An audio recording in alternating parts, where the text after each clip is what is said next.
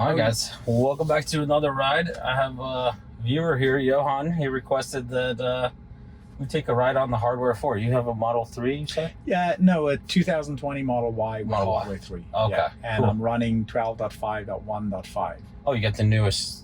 Yeah, I think there's a newer one, 12.5.2 or 12.5.3, but I got the first version that was the compressed version specifically for Hardware 3. I gotcha, okay. And day and night change. Like I can't, like the change from 12.3.6 to this.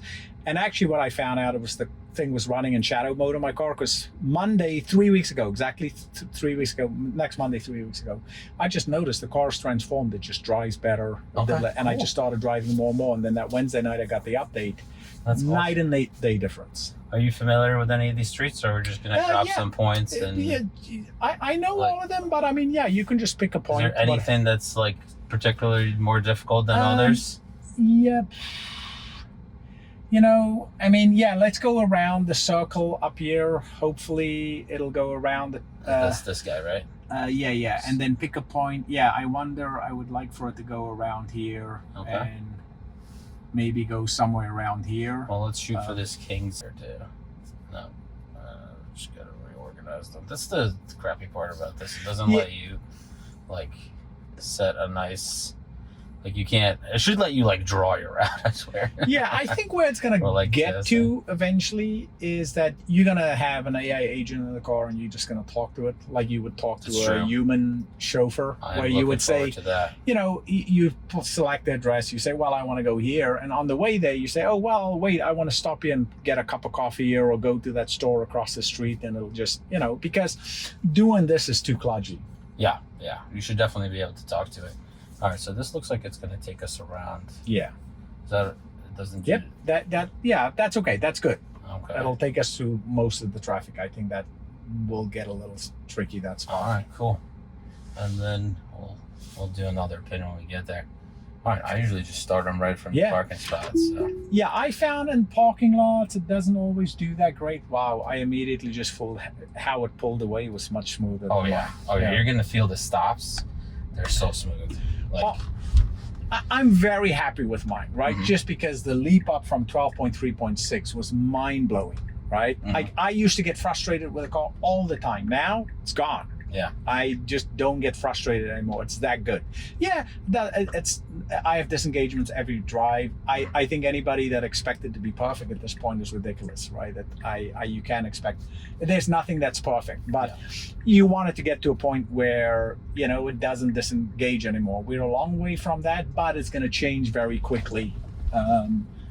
But wow, this is smooth. Yeah, I'm really excited for to see what 13 has. Like I've had this, so the car came with 12.3.6 on Hardware 4, and then the first update that I got a couple weeks later after I got the car, because this car is only 3 months old. So the first update as I got is 12.5.1, and then this is the second update that I got, which is 12.5.1.3. Wow, this is smooth. This is very smooth. Hardware 3 is, I don't like the term aggressive, assertive, right? Man, it goes, right? And especially at stoplights, at traffic lights, it's very apparent. And even stop signs, once the odometer reads 0, it takes off. This is much smoother already, I can tell that.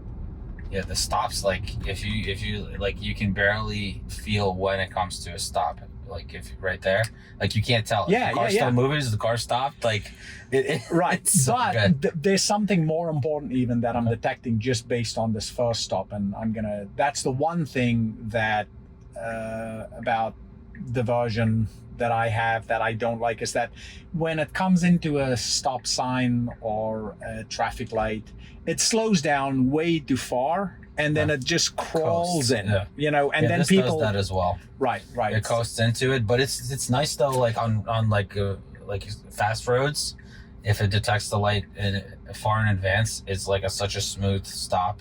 Like, you know, if you're just a passenger, like it's a preferred thing as opposed to trying to like stop closer to the at least in my opinion, to the cars. Yeah. This thing is going. Yeah, this is Yeah, this is definitely way smoother.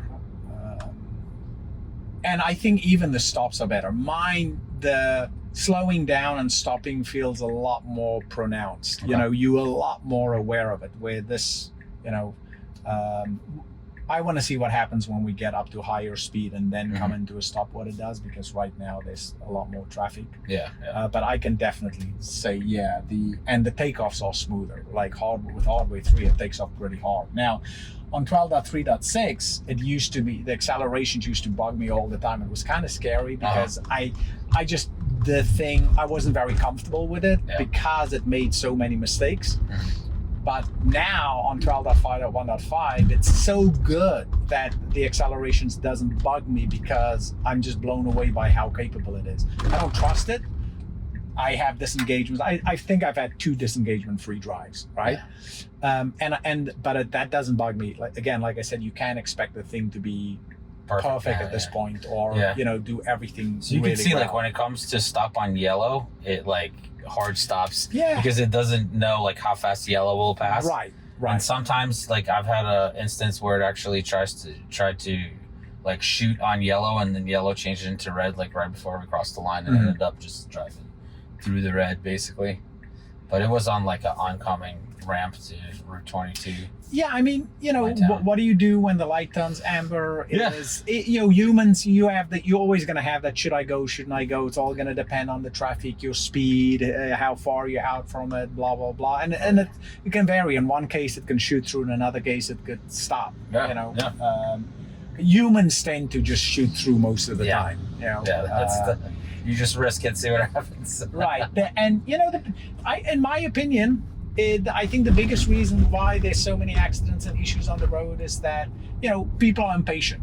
Ego. Where, you know, I got to get there. Where if you take that out of the mix, and that's what you get with autonomy, is that I think that will just make the road so much safer and people will get less irate. You know. And it does drive without navigation. I don't know if you've tried that before. It will go around. Yes. I have. What I would like it to do is just drive around and then turn when you activate the turn signal, and that it doesn't seem to do that.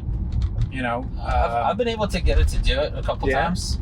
Yeah, where I like went on like a good almost 30-minute drive where I was just, but you have to hit the turn signal well in advance. Yeah. Okay, well that's fair. That's fair.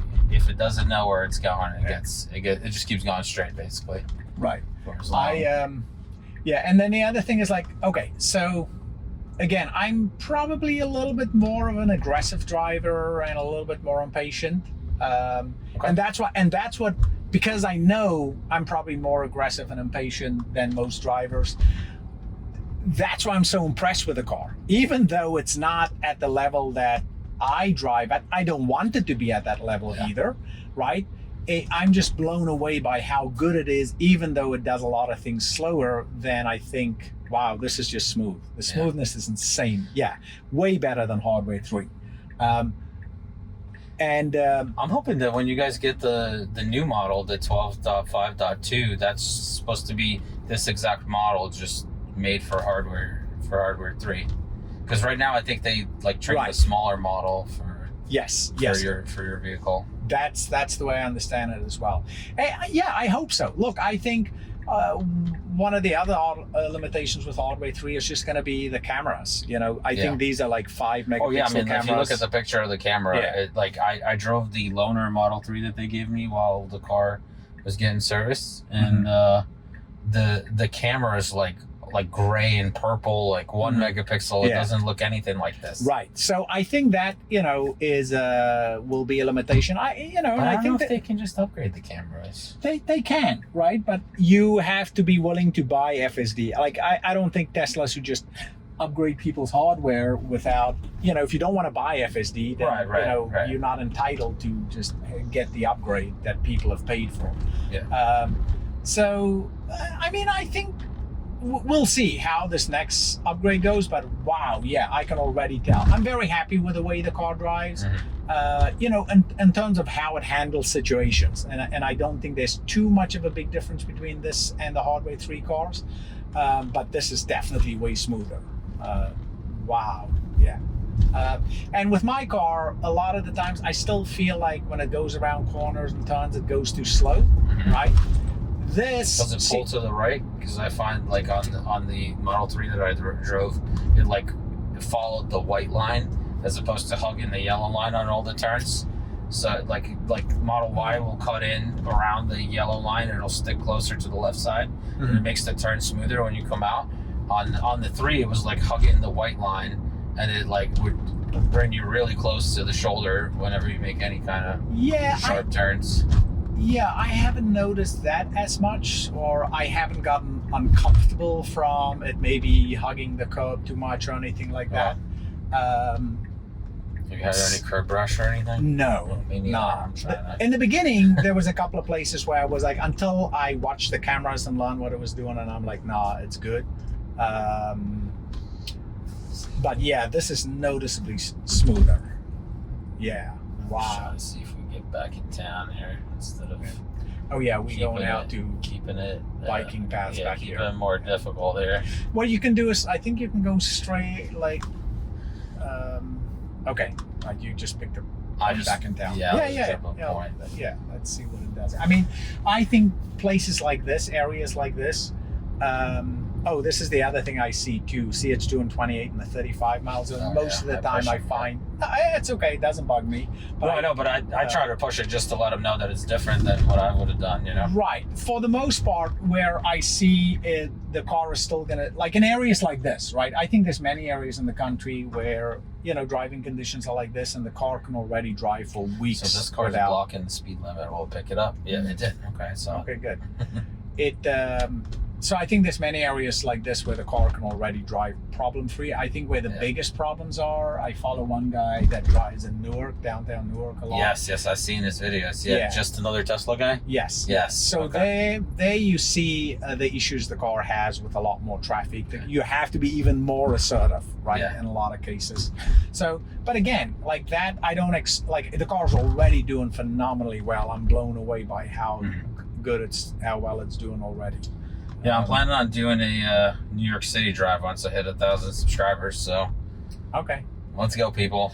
That'll be good. I've seen some it and the car does great, right? Yeah. I mean, I don't think, again, people maybe expect too much at this point. Yeah. What'll be interesting, if I look at what happened from version 11 to just the first version of 12, and then for me, 12.3.6 was at a point where I was like, okay, this is usable. I was using it a lot, but not all the time. Since I got 12.5, I don't drive anymore. Yeah, every single drive, I use it all the time. You know, even though, you know, it'll do things where I'm like, okay, maybe it's a little too slow. You know, and like I said, I have disengagements all the time still, but it's so good. It's so impressive that I just love to sit back and let the thing do its thing and monitor it. It's really, really good. Wow, it's good to hear that these versions are improving for hardware 3 folks too, like with the same amount of, you know, difference than they are on hardware 4. Yeah, it was a big jump to go to 12.5 was a big jump from 12.3.6. Like, and then no nag, that was a huge difference. Yeah, and they've really done the no nag well. It really does that well. I mean, I don't touch this anymore. I can't say enough about how dramatically better 12.5 is versus 12.3.6. And the weird thing is there are people that have the exact opposite experience. That's, you know, that's really weird. But in my opinion, if we have 2 more big jumps like this, like the jump from 11 to 12 and from 12.3.6 to 12.5. It's not going. It doesn't see this guy on the left here. Oh, I'm not a big fan of this.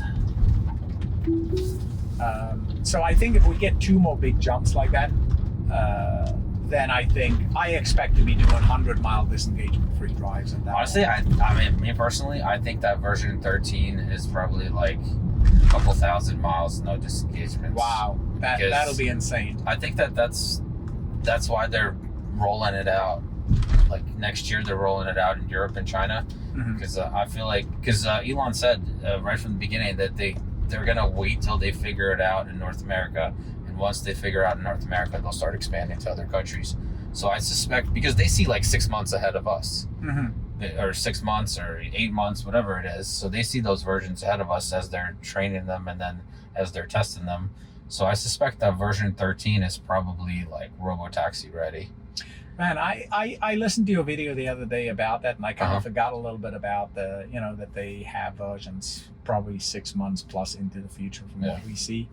And I kind of forgot about that. But yeah, if that is the case, I'd be happy with starting to experience 100-mile drives in disengagement-free. Even most of my drives are like 15, 20 miles. So if I can drive 1,000 miles without a disengagement, that's 100 drives. Right. And what happens is, so if you get to 1,000-mile disengagement free, during that time, let's say it takes you a month to drive 1,000 miles, right? Yeah. In that month, the thing is going to improve. That probably you're going to get one disengagement, but another version is going to come out that now is going to give you 2,000-3,000. So it means that by the point when you get to 1,000-mile disengagement free, you're probably not going to have disengagements anymore. Because the future versions is going to take you to 2,000 miles to 5,000 miles. And once you get to 5,000 miles, it takes you months to drive 5,000 miles. Yeah. And it's possible that you may have disengagement sooner. I don't think everybody's going to be at 5,000 miles because it depends on the scenario, the road. But, but if you right now we have disengagements every drive. If it goes to once a week, that's going to be a huge difference. Right. And then it goes to once a month, and then it goes to once a year. Yeah. And then, the chances of you having a disengagement just keeps dropping and dropping and dropping. Yeah. And for instance, in our area, if we get to a point where we have a disengagement and this kind of driving once a month, people in New York City might still have a disengagement every day or every second, third day or whatever. But by the time we get to 10,000 miles, they'll be at 1,000+ miles disengagement free. How do you feel about adding your car to the network? Oh, I'll absolutely do it. I'm actually, okay, so what I was hoping for is that on 1010, what I wanted, and I know legally it's not possible, but would it be nice if they say, okay, we pick 5 members out of the audience that says, okay, in this area that we're in, within a 30-minute drive, pick somewhere. Pick a location, and then FSD car with a driver, safety driver goes and drop you off. But then 10 minutes after you leave, a RoboTaxi follows them, and then goes and pick them up and bring them back. Right? Okay. That if they could do something like that, right? That will just blow everybody's minds, and people will be like, "Wow, this thing is real." Legally, I guess that's why they don't do it, because legally you can't have a car on public roads without a driver behind the wheel. Right. They could probably get temporary permits for it. I don't know. But that in my mind would have been mind-blowing, And then the other thing that I'm hoping that comes out of this is that they launch a ride-hail service, right? Yes. Because to launch the RoboTaxi service, it's not like overnight there's a software update and now bam, all of a sudden millions of RoboTaxis, right? People need to know how the service works. They got to install the app and they got to know where the availability is and blah, blah, blah. So if they start doing that, FSD is so good now that if Tesla starts a ride-hail service, I'd be doing it. Right? I join. So you think that you think you would want them to do it with the human first? Yes, yeah. And what they could do is say, okay, we have our own, because we got to build our network now, right? Yeah. They got to learn, they got to do the software, and they got to build awareness and build a client base. And what I would do is I would say, okay, if you work on our ride-hail service and you get X% per mile if you drive, but if you let FSD drive, then you get X plus 20% on top of that. So the more you use FSD, the more you will make. To incentivize FSD usage for all the drives. Right. Okay. I'm kind of thinking that I'm in the camp that if they allow the human to be behind the wheel, it's not going to be as it's full self-driving and only I think that they would start it with no driver. They would get the system to where it's good enough to where they would do it with no driver, and because then that's actual RoboTaxi. If you call something a RoboTaxi and then you have a guy sitting behind the steering wheel, I think that would be weird. No, I agree. But what I'm saying different. What I'm saying is that start a ride-hail service, not a RoboTaxi service. Oh, okay. I see what you're saying. Okay. Right, so that people become aware of your service. Okay. And then at some point you transition that to through this parking lot. right. At some point you transition that to robotaxis, right? Yeah. Because there's a lot of value just in FSD. Yes. Right? Because correct. now you're advertising that. People are saying, wow, I want to buy a Tesla because, you know, I don't want a robotaxi or use a robotaxi, but I want my car to drive me, right? And look at how good this is.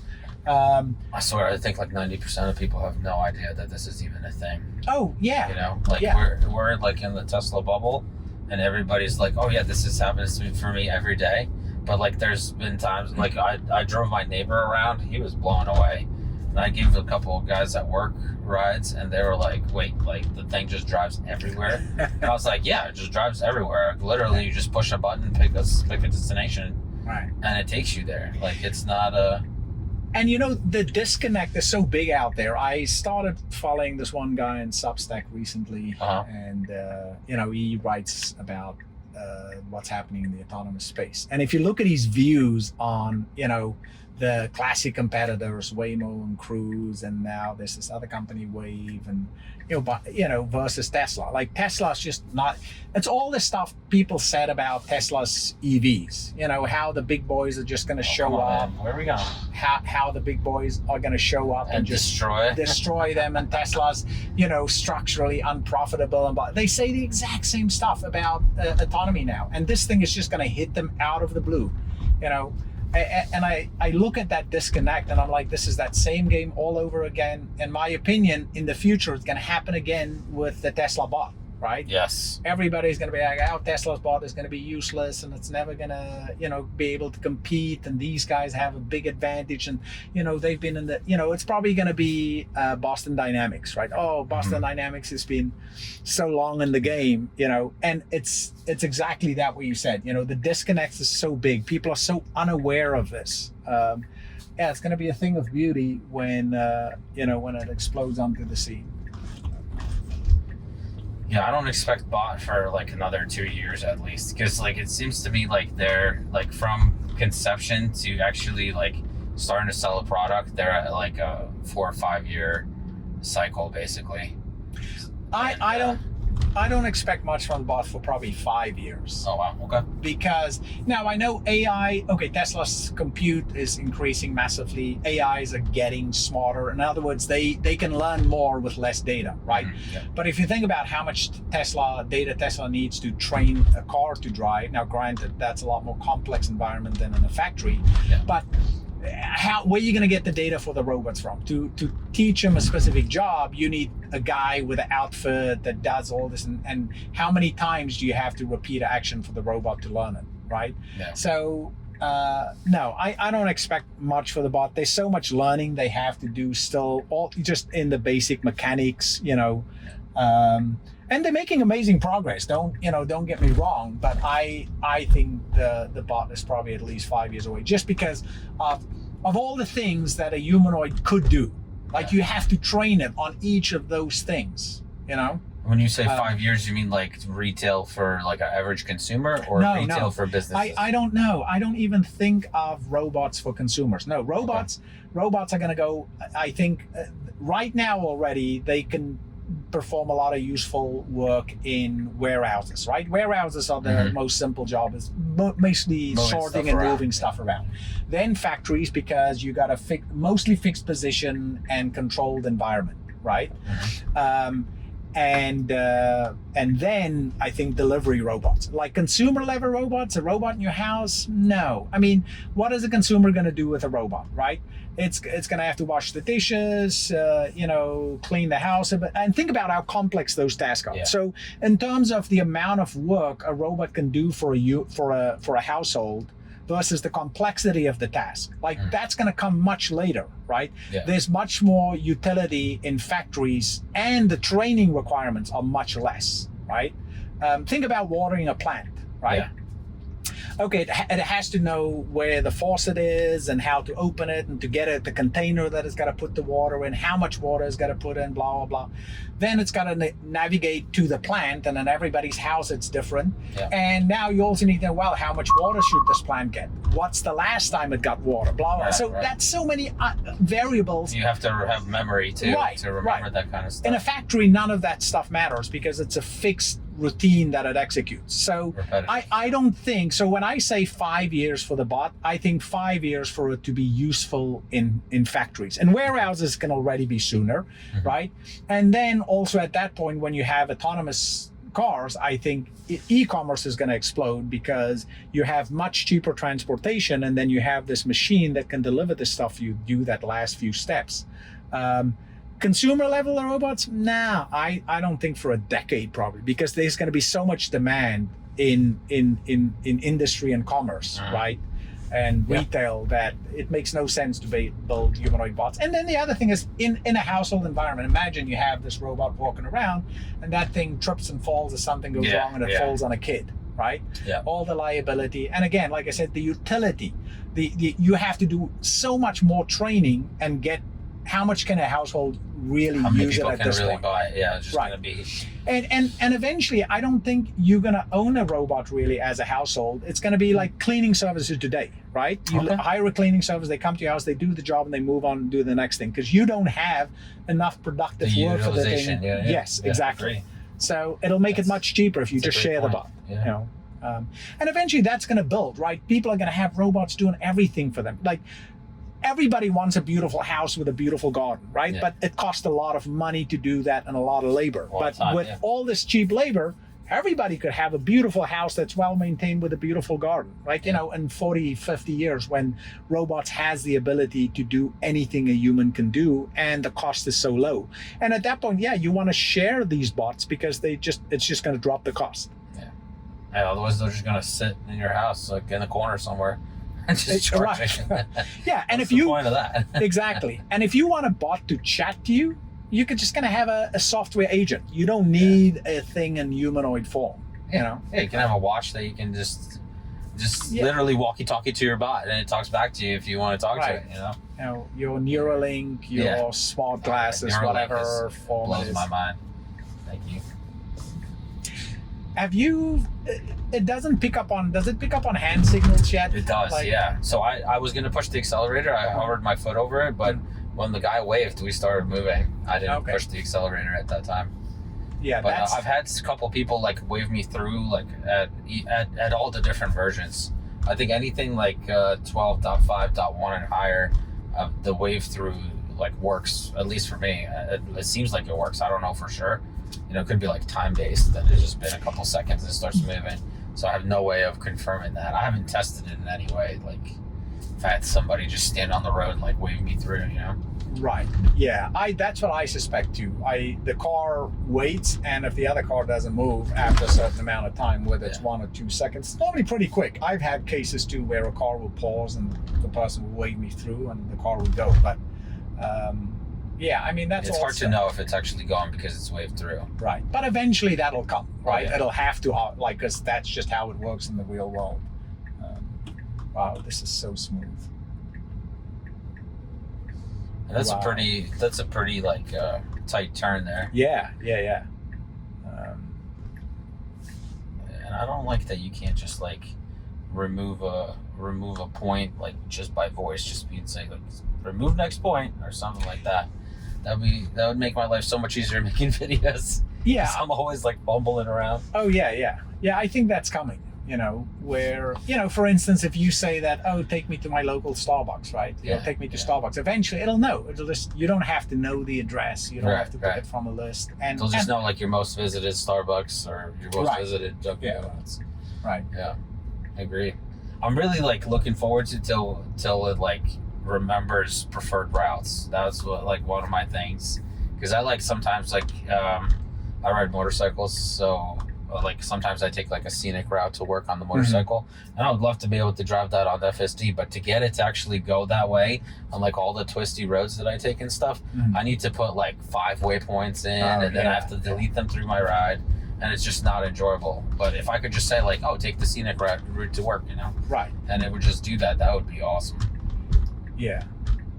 Oh yeah. No, I mean, in terms of those, if you think about, even when this thing gets to level 4 or level 5, if you think of all the other advancements that can happen, right? Yeah. For instance, the cars communicating with each other, right? Yes. That will just make driving so much smoother and safer. The cars can warn each other about black ice up ahead in the road, or an accident or a puddle or whatever. Honestly, I think that's what that Cortex computer is going to end up doing. Just based on the name of it. Yeah. Because to me, like a Cortex is like a general place that connects all your nerves in one place in the body. So I suspect that maybe they named it that way because that's going to be like the central highway where all the information will come into the mothership, and it will, update the map in live and just let the other cars know in that area that, like, watch out for this area, and it might even like avoid streets completely just knowing that there's an issue or something. Right. And I think that'll allow them to map, because right now I think they use Google Maps for navigation. And I think once they get the RoboTaxi network going, they'll actually be able to map the entire world themselves with the cars that are driving. Like, I think this whole idea that Waymo and stuff, they use high definition maps and blah, blah, blah, that's actually eventually where it's going to go to, in my opinion, because it does add another level of safety. But you can only do that if you have enough cars on the road in real time to map all the roads, right? So in 20 years, when you have hundreds of millions of robotaxis all over the world, then you're going to be able to update all the roads in real time, and that adds another level of safety. Is it going to happen? I don't know, but I think that's potentially what will happen. Just it makes more sense to me. Yeah. Do you think that they will add Grok to the car, or they will train their own model? Either or, but I think you're going to have an AI assistant. So, like, for instance, take your scenic route. The first time you want to go do it, you'll just tell the car, hey, go left here, go right here. And then it says, hey, save that route. It's the scenic route. And next time it'll just execute that, something like that. Like ChatGPT, like, remember this type feature. I don't know if you're familiar with it. Or it said, like, remember this, and it'll add it to memory about you. Right. So next time you're doing prompts, it'll remember these little details. Right. It's very unsure about this truck coming. Yeah. We're just sitting in the bike lane here. That's okay. The thing is, a lot of the times the car does, like the other day I went for a drive with a friend, and the car suddenly jerked left and right. And I was like, well, it's for somebody that doesn't know the car, it's kind of weird, it's scary. But once you become familiar with it, it's okay. Humans do that too, right? And eventually you want to get rid of it at all. But at this point, the thing is calculating probabilities, right? Correct, yeah. And it's just changing its mind, trying to figure out the safest probably outcome. Because I think they update like every 10 milliseconds or something like that. They recalculate the scenarios. Yeah, I remember that correctly. That sounds familiar.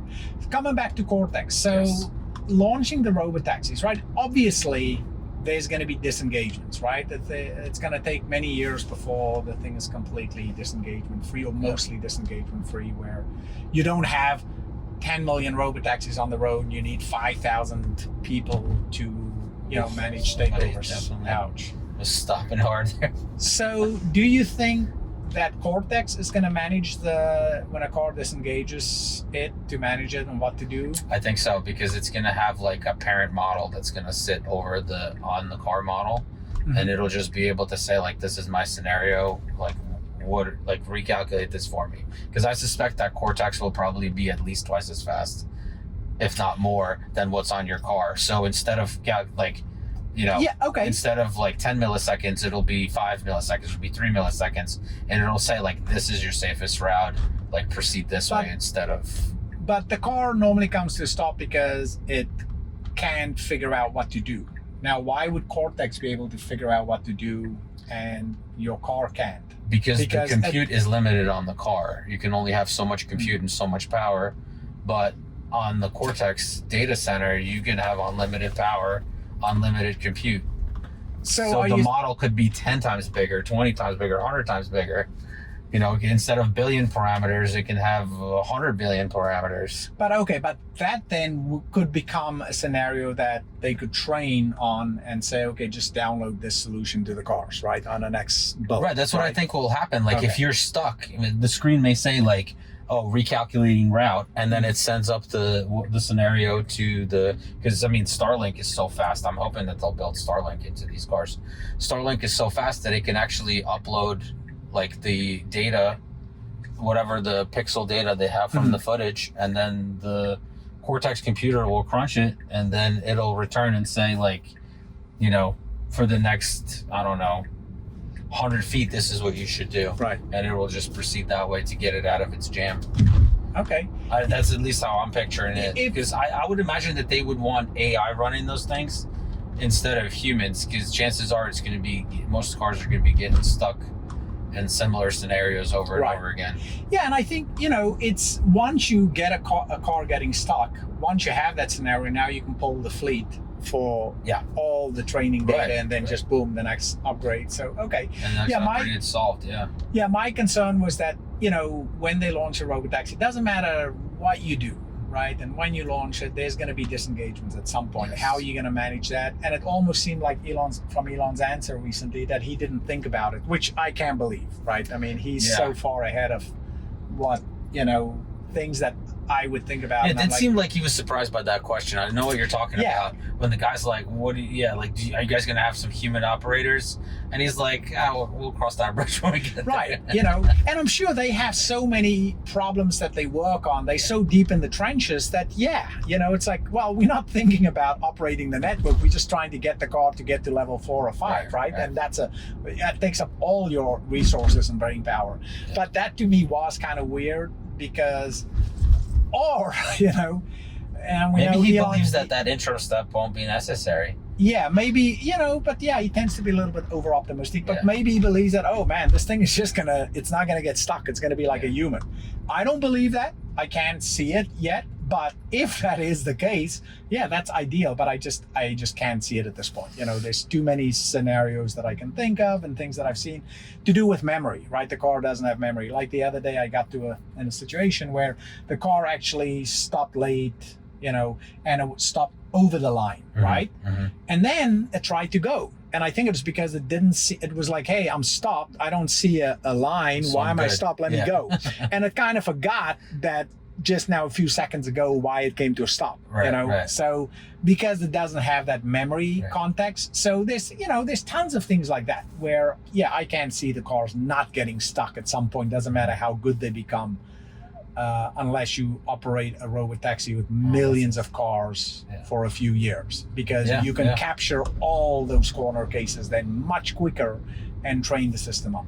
Yeah, but I almost feel like as long as the car can calculate that it has enough space around it, you can just have that car spinning around in place. You know what I'm saying? Like you can build robotaxis like the Cybertruck, where it has, you know, the turning radius where it turns on the dime. Mm-hmm. So if a robotaxi has that turning radius, chances of the car getting stuck goes lower, because if it can turn I mean, I don't know if you've seen those EVs in China where they have them like spin their wheels, so they can do lock, like a tank turn. A tank turn. So if you can do that, if you come somewhere and you're stuck, you just tank turn your way out of it. Yeah, and I don't think you even have that extreme ability. You don't require that. I mean, the car just needs to be able to do a 3-point turn, right? Yeah. So just when the next version, I think they said 12.6 is supposed to have that. And that's supposed to come out in September, the roadmap, according to the Tesla. I'm very excited for this roadmap, but I don't know if they can keep this schedule. I think they're trying to keep it because of RoboTaxi Day, right? 10.10. I think they're going to bring out 12.6 before that, because the pressure is on. They want to, and then 13 is supposed to drop in October. I'm going to give them until December for 13, right? Like I know the things it's always harder and takes a little longer, but if you can just make a 3-point turn. If you can get to the point where you can safely reverse, and then you can negotiate around stuff and whatnot. Because at the end of the day, getting stuck, you either have to change direction or turn around, right? You have to go around the obstacle or turn around. right? And that's it. That's once it has that skill, yeah, it's just it shouldn't get stuck because it can negotiate around or just reroute.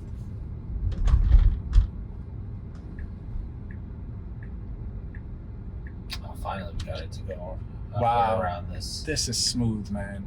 Like I'm just so impressed. Like not once did I feel uncomfortable. Granted, I mean I've been using FSD a lot. No, but you know when there's like an uncomfortable, just from you using it, you know like this is an uncomfortable situation versus this feels really good. It feels very natural for the most part.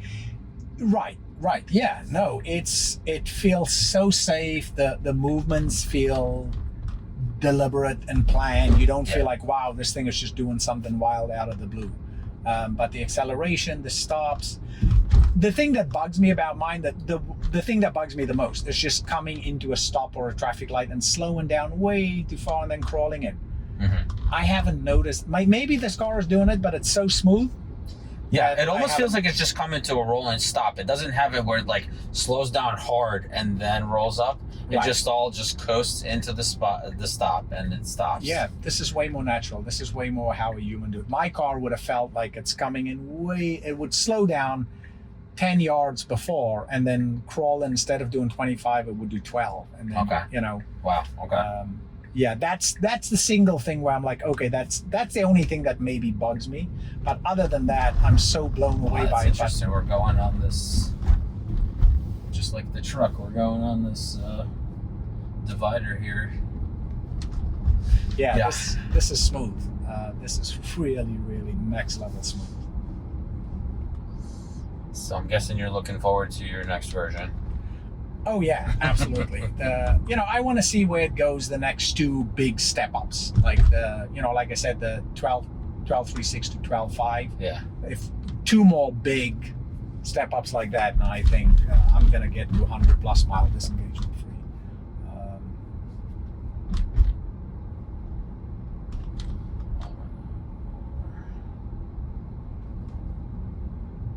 It's not finding our parking lot. It's gonna be over this way. You got it? Okay. Yeah, I'm trying to. And it's actually like it's way more relaxed than previous versions on eye tracking. I'm finding that it's not like, like I'm looking at the map, I'm doing it around. It's not like screaming at me or anything. Yeah. Oh wow, that was really good. Yeah, I know some people might feel uncomfortable. No, that was really good. Yeah, that's really good. Yeah, like 12.3.6 would never do, and it would just be standing there, and even in scenarios where, like with highway driving, there would have to be like 150-yard gap behind me before it changes lanes. Okay. Right now, I've seen it doing 60 miles an hour, 65, and there's like a 3-car gap, and it just takes it. Like I would take it. I'd be like, yeah, there's a lot of people I know might not, but yeah, the car takes it, and I feel like this version is ready for the highway. I don't know. I don't quite understand what's keeping them from merging the instead of like not even merging the stack. Like I feel like this version can handle the highway. Like I have Route 22 by my house. Mm-hmm. I drive 65 on that on daily basis from work. Mm-hmm. And it handles everything just fine, like all the exits, everything. It handles really well without switching to the to the other stack. Yeah. I think they're running the end-to-end highway stack and shadow mode on the cars already. No. I mean, from 3 weeks ago, just before I got the 12.5 update, when I noticed it wasn't just city streets, highway 2. Highway driving now is transformed on my car, mm-hmm. right? It was 12.3.6 was junk. Okay. Like it's totally transformed now. The one thing that you're the first guy that I saw mention that was the scary interstate exits. Yes. My God. That terrifies me every time. The exit that I take for work every day. It follows the white line. Yeah. Yeah. It follows the white line. I think that's what it is, because the more smooth the white line on the right is, the more smooth the exit is. But the exit that I take 36 for work, it just goes whoop, and then the car does the same exact maneuver. And like if you're my first time, it freaked me out, because on 12.3.6 it did that too. Mm. And I was like, what the hell? I literally looked like I was driving off the road. You're going to go into the divider. Yeah, into the divider. And then it like hit the white line with the tire, and then like bounces back and straightens itself out. And I was just like, whew. So mine, literally this past Monday, mine have been doing it all the time. The exit I take at my way we get off the highway to go home. Now it slows down to 45, and then it executes them, and it's smooth. It's not right in my opinion. It should just drift over, right? You can't slow down to 45 on a highway, right? But I got no software update on my car, and the behavior has changed. Yeah, somehow it improved. Yeah, right. And I think that's them doing testing of shadow mode. So they're testing that version on your car to see your feedback without you even knowing, but then I don't understand if that's the case. If they have all this stuff running in shadow mode, why do the updates take so long? You know, like it's just all of a sudden the update's like an hour to, like an hour to download, and it just takes crazy long time. I heard somebody speculate one day, and I don't know how true it is, that apparently you might have multiple versions in your car, so they switch in between different versions, certain functionality, they switch in between different versions. If they see you report a certain issue, like with your version, they might try a different version for that function. And I don't know how to pick out like best outcomes for a particular circumstance. Right. Okay, cool. Yeah, man. Your final thoughts? I'm blown away by how smooth it is. It really is next level. I'm so happy with 12.5 on my car versus what I had before. Like, believe me, all my frustration is gone. I'm very happy with it. I can handle with all the quirkiness and issues and whatnot. But this is definitely another level up. I think hardware 3 is good enough, right? Like, I mean, I think in terms of what the cars can do, there's not a big difference, but this is just smoother. It's just planning and also I think it could also be the hardware, because they're constantly updating the hardware. So like the braking system, the regen system, the motors. I almost feel like it feels rougher on the loaner Model 3 because it has that older hardware, and it doesn't respond as well to the planning of the new models. Yeah, all those things I guess can play a role. But yeah, the step up, and I mean, my car's 2020. This is a 2024. So it's a huge difference. Yeah, it's a huge difference. And again, I'm very happy with mine. I'm so blown away with it. I use it all the time now. I don't drive anymore, but this is absolutely, like, the smoothness is uncanny. Yeah, it was a big surprise when I first drove it. Like the first version, I just kept saying it's so smooth. I couldn't believe it. But then it regressed the next version. It was like a little bit less smooth, and it was so noticeable. Like all of a sudden it started coming to hard stops, and then it went back on this .3 version. It went back to being really smooth. Yeah, I think every time they drop a new version that has some new big update or to architecture change or whatever, the first time it's not going to be the best. It's not going to be the smoothest. A couple of bit of polishing, 2-3 little releases, and I think they're eyeing it out. So yeah, very impressive. Thank you so much. Really appreciate of course, pleasure. Thank you for coming on. I appreciate you letting me record the video. Yeah, because people will have a blast. They're always asking. Like, I got people commenting that you need to get somebody unbiased. I'm like, I thought I was that guy. I thought I was your unbiased opinion, but somehow I'm the biased guy, so I need another guy in the car. I'm probably biased too, but you know what? I don't mind complaining about the things that it does wrong. Again, it's not RoboTaxi ready, but the progress to version 12.5 has just been mind blowing. I have disengaged with every drive, but it's so good. It's so impressive and especially highway driving. Highway driving is just boring and it sucks. So yeah, it's mind blowing. But I use it on city streets too. It's that good. Not everybody. It's not ready for the average guy in the street, right? Because the car is going to make mistakes or do things that makes them feel uncomfortable. You need to get to a point where you know how the thing works and what to expect, and then you're going to get comfortable with it. I don't trust it. I don't think you should trust it. Nobody should. We're not at the point. But you getting comfortable with it makes a huge difference, because then you're going to use it. People that don't feel comfortable with it is not going to want to use it. No, I completely agree. Okay. Completely agree, man. All right. This is a lot of fun. I appreciate it.